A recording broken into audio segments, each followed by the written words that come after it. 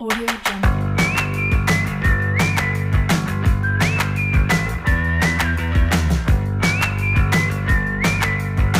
Assalamualaikum warahmatullahi wabarakatuh.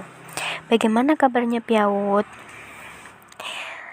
Saya Farah Nur Aziza selaku moderator akan memperkenalkan anggota dari kelompok 1, yaitu Vida Nurhanifa dengan NIM 2417061, Rina Fitriani dengan NIM 2417087, Hisna Madina dengan NIM 2418001, Aisyah Silviana dengan NIM 2419040, Farah Nur Aziza dengan NIM 2419043. Oke, saya akan menjelaskan poin-poin pada materi yang akan kami sampaikan.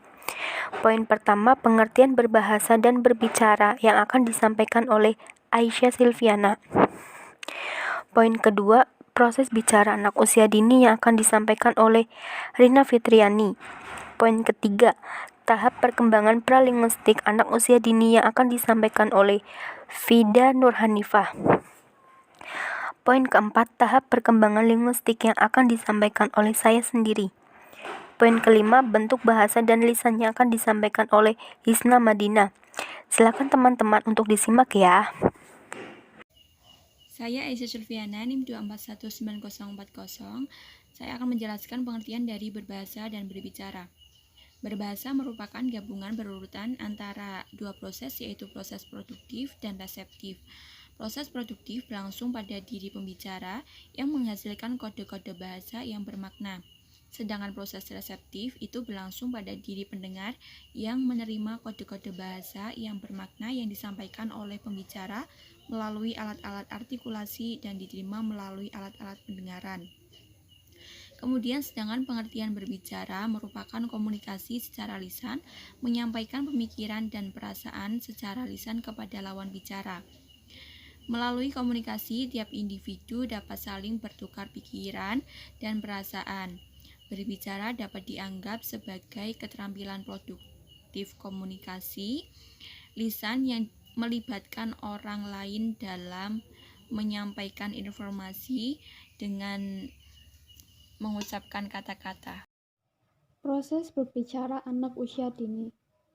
Pengembangan bicara anak yaitu usaha meningkatkan kemampuan anak untuk berkomunikasi secara lisan sesuai dengan situasi yang dimaksudnya.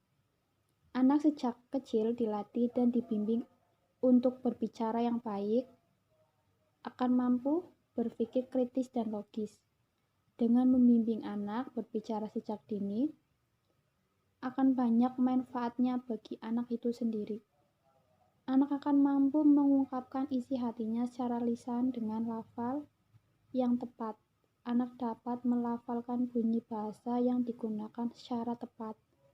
Anak juga mempunyai perbendaharaan kata yang banyak dan mampu menggunakan kalimat secara baik untuk berkomunikasi lisan.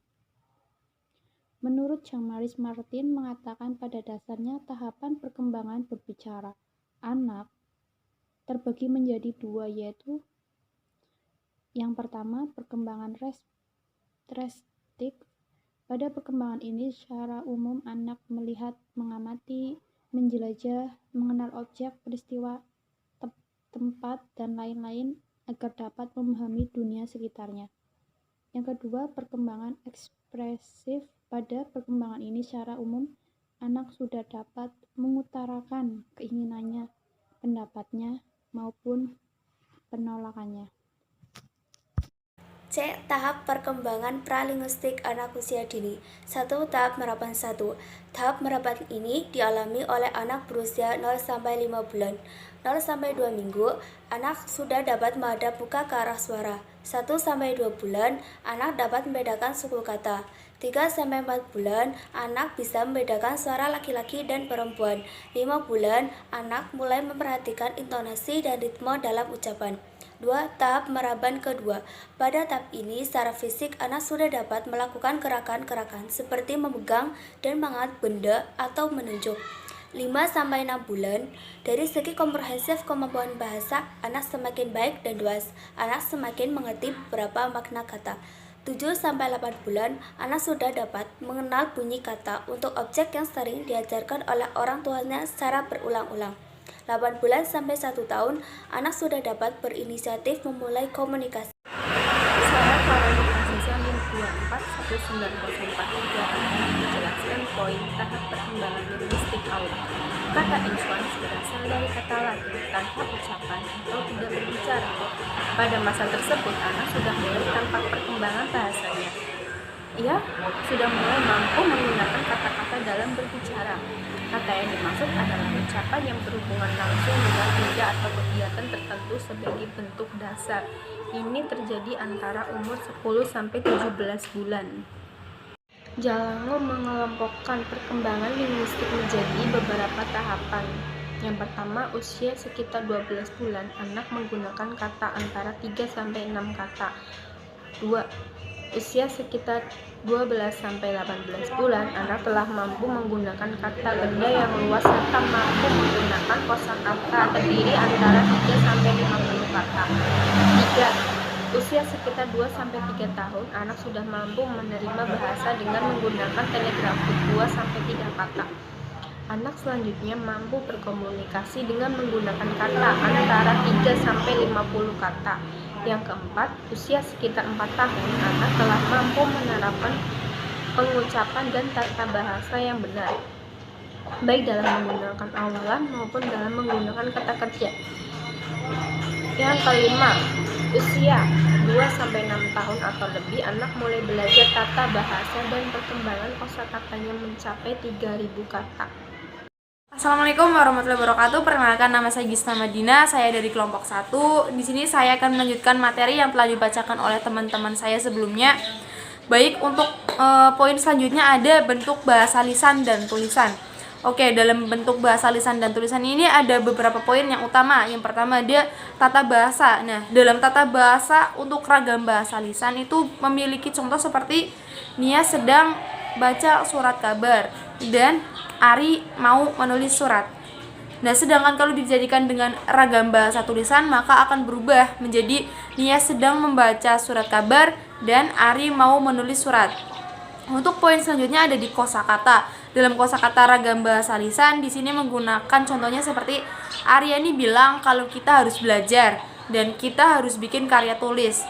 Kalau dirubah menjadi ragam bahasa tulisan maka berubah menjadi Aryani mengatakan bahwa kita harus belajar dan kita harus membuat karya tulis. Peran penting kemampuan bahasa lisan anak usia dini.